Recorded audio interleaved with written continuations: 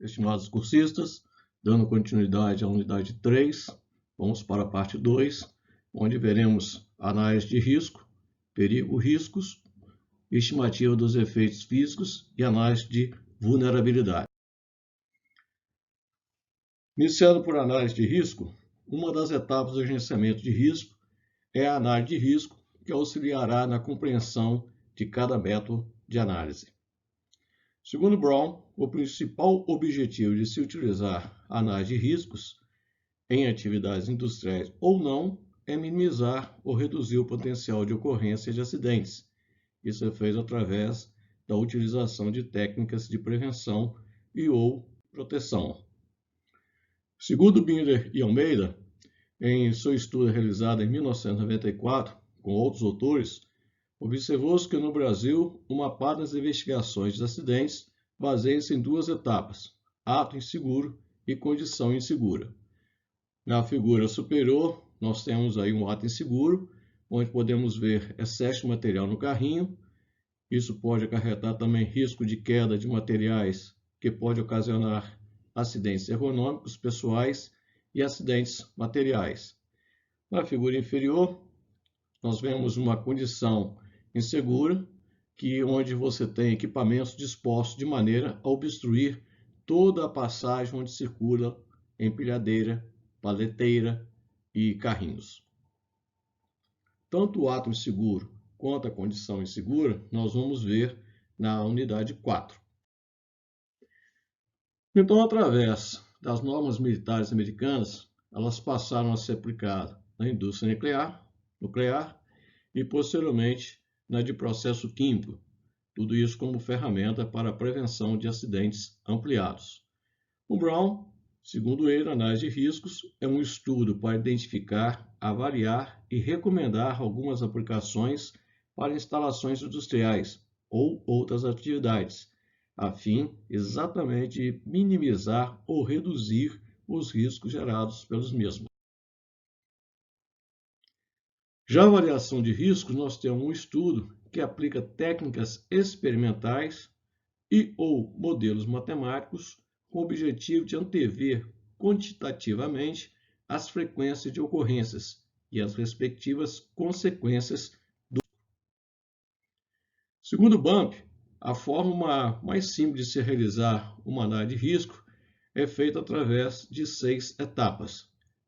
A primeira seria detectar os perigos, a segunda, buscar formas de controlá-los, terceira, priorizar o sequenciamento de ataque dos perigos detectados, o quarto é encontrar boas soluções, o quinto é programar as soluções e o sexto, monitorar a implementação e manter a melhora contínua. Já o Real e o Webster, eles concordam com os itens, as 6 etapas apresentadas por Bump sobre as etapas de gerenciamento de risco e comentam de uma forma mais objetiva que elas podem ser simplificadas em apenas 4 etapas, sendo a primeira etapa a identificação do risco, a segunda a análise de risco, a terceira etapa a avaliação de risco e a quarta etapa controle de risco. Na identificação do risco, nós vamos encontrar os eventos que possam gerar danos ao homem, danos à propriedade ou danos ao meio ambiente, podendo-se utilizar várias técnicas para chegar à identificação dos riscos. Já na análise de risco, ela consiste em examinar qualitativamente e detalhar as fontes de perigo vistas na etapa de identificação. Para realizar a identificação do risco e análise de risco, são necessárias técnicas de análise que poderão das informações qualitativa e quantitativa e dos recursos financeiros e humanos destinados à sua realização, além do objetivo determinado para a aplicação do gerenciamento do risco. As técnicas para a análise de risco são análise preliminar de perigo ou análise preliminar de risco, análise de modo de efeito de falha e estudo de operacionalidade de risco, nosso famoso RASOP. Essas técnicas nós vamos ver na unidade 5. Na avaliação de risco, isso consiste em quantificar o risco através da frequência de ocorrência dos eventos indesejáveis e de suas consequências. Essa terceira etapa é importante para a tomada de decisão quanto à aceitabilidade do risco e quanto às medidas de controle necessárias para a sua redução. Já a quarta etapa e última é o controle de risco. Pode ser definido como sendo a etapa de implementação de medidas a fim de reduzir a frequência, a severidade ou a imprevisibilidade dos acidentes. Essa parte de avaliação de riscos nós vamos ver na unidade 7, que é a nossa última unidade.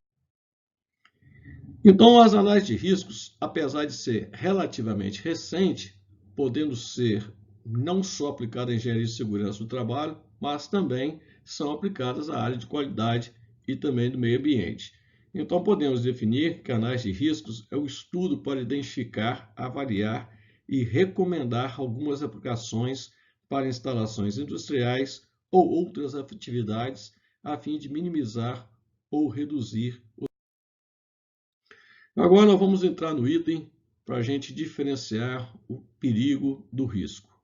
Em síntese, nós podemos afirmar que os riscos que são próprios de um produto são também próprios de sistemas ou subsistemas e eles podem ser agrupados em 3 grupos característicos. Nós temos os riscos que afetam o subsistema ou que são gerados por ele mesmo. Nós temos riscos que se apresentam devido às inter-relações entre os subsistemas e também os riscos que são gerados pelo sistema como um todo e dessa forma integrada. Cada uma das condições em potencial para degradar e provocar danos pode atuar e materializar-se em um momento determinado, de forma independente ou associado entre as que pertencem à mesma variável ou então. Os riscos que são gerados pelo sistema como um todo integrado se produzirá uma integração que tomará as características de um encadeamento de riscos ou série de riscos. Para Lago, a simples existência dos riscos de acidentes já deveria ser considerado como um dos pontos principais para se dar início à prevenção. Mas para isso é necessário e de fundamental importância saber identificar e avaliar. O Souza resume a ideia de perigo como sendo um evento não desejado e ou não planejado que pode resultar em um dano à pessoa, dano à propriedade ou perda no processo ou no meio ambiente. Então, Souza considera como dano o que tem a gravidade de perda humana, perda material ou perda financeira que pode resultar se o controle sobre o risco for perdido. Os passos para a avaliação dos riscos. Nós temos 3 passos distintos. Primeiro, identificar perigos.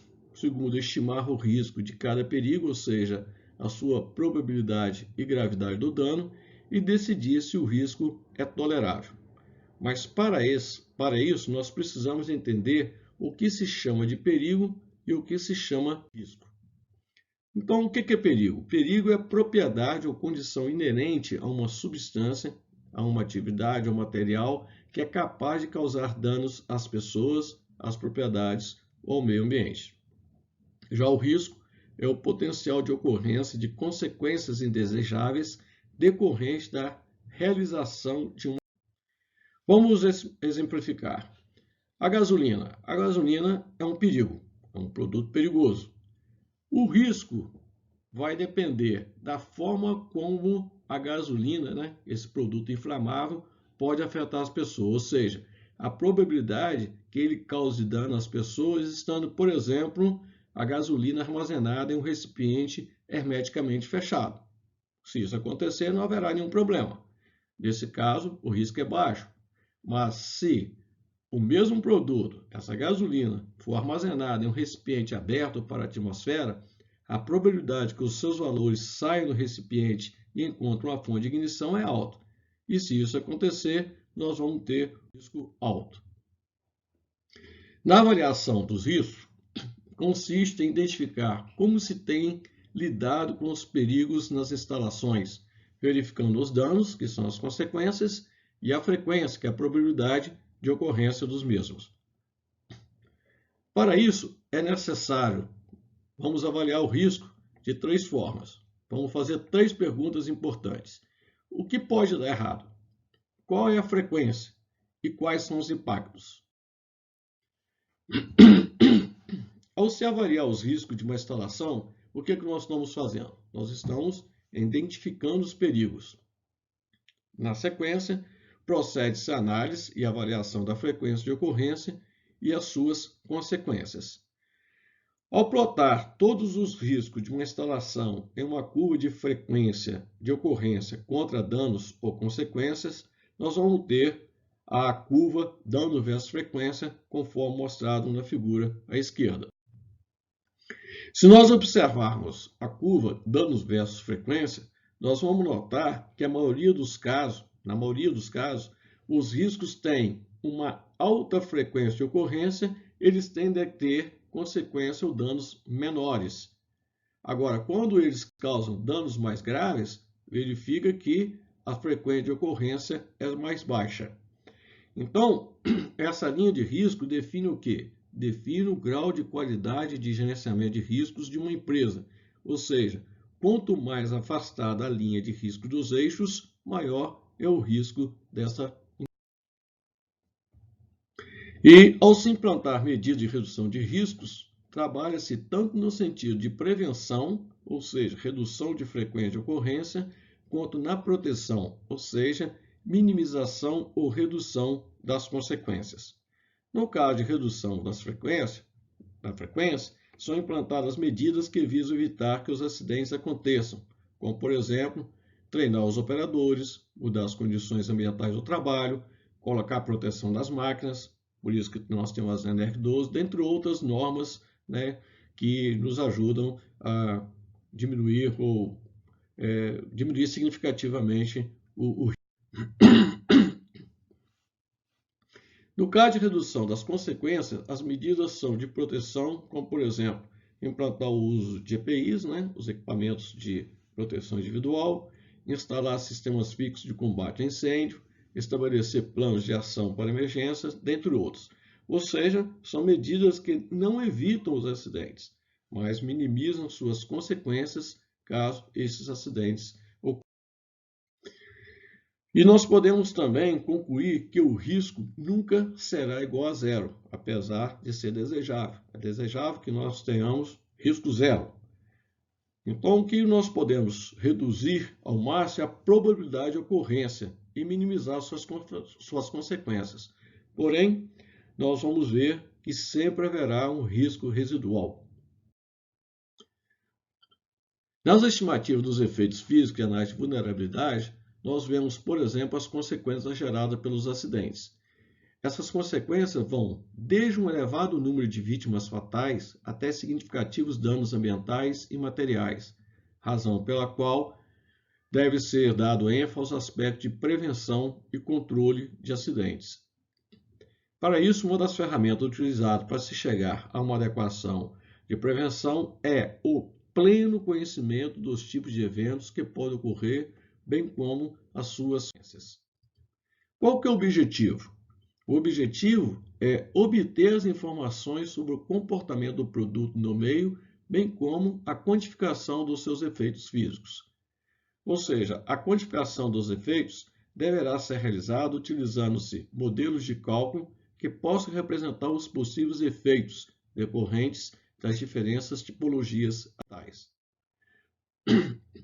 Nós temos nesse quadro os efeitos da radiação térmica. Então, nós vemos aqui a intensidade da radiação e o efeito observado. Se nós podemos observar que quanto maior for a intensidade da radiação, por exemplo, 37,5, ela é suficiente para causar dano ao equipamento do processo. Na escala menor, 1,6, não causará desconforto devido a exposições longas. E dentre esses dois níveis, nós temos outros para quantificar o efeito. Já os efeitos sobre a pressão, nós temos nessa primeira tela a pressão e o dano que ela pode causar. Então, a pressão de 0,22, ela traz um ruído desagradável, em torno de 137 decibéis, e é de baixa frequência, está ali entre 10 a 15 Hz. Já o de 0,7 já provoca um dano pequeno às estruturas das casas. Se continuarmos olhando a quantificação dessa pressão, para 1, nós temos uma demolição parcial das casas que se tornam inabitáveis. Já para 3, máquinas pesadas em prédios industriais podem sofrer leve dano. Os edifícios de estrutura de aço podem ser distorcidos e até mesmo arrancados de suas funções.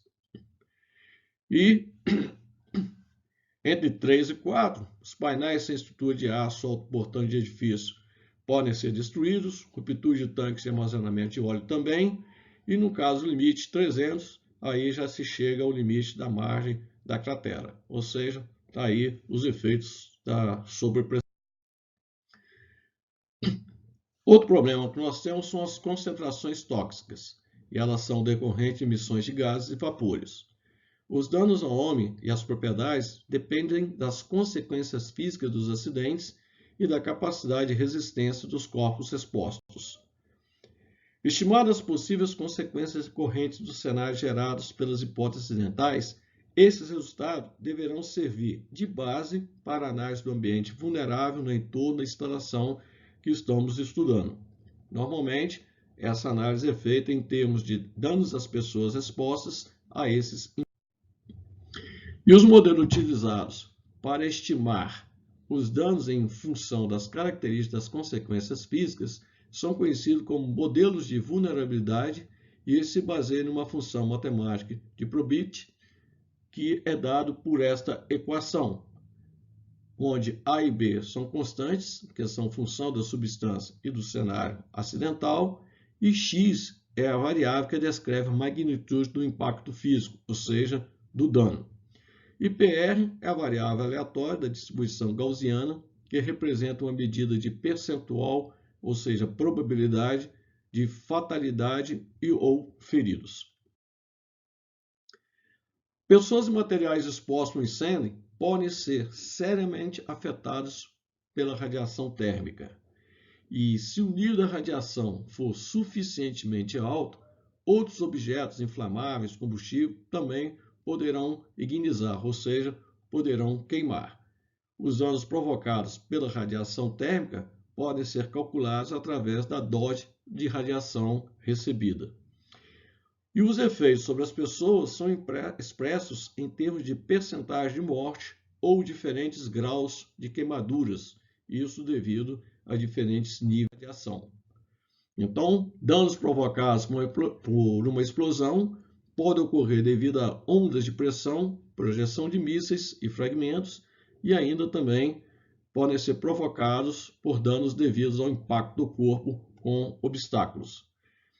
Já as substâncias tóxicas, elas podem entrar no organismo por meio de inalação, ingestão e contato. Num contexto de um estudo de risco, o dano de maior interesse é aquele provocado pela exposição de uma alta concentração de produto por um curto período de tempo. Os efeitos de uma liberação tóxica podem ser morte, danos não letais ou, no caso menos ruim, a irritação. E a função matemática probability para toxicidade letal é dada por essa equação, onde A, B e N são constantes, C é a concentração em ppm, parte por milhão em volume, e o T índice E é o tempo de exposição. E finalmente, para a gente fechar essa parte 2, nós temos aqui uma estimativa dos efeitos físicos e análise de vulnerabilidade. Ou seja, nós temos aqui a constante para a toxicidade letal para diferentes tipos de substâncias. Bom, finalizamos a parte 2, vamos nos preparar para a parte 3 e última da unidade 3. Forte abraço, sucesso para todos e muito obrigado pela atenção.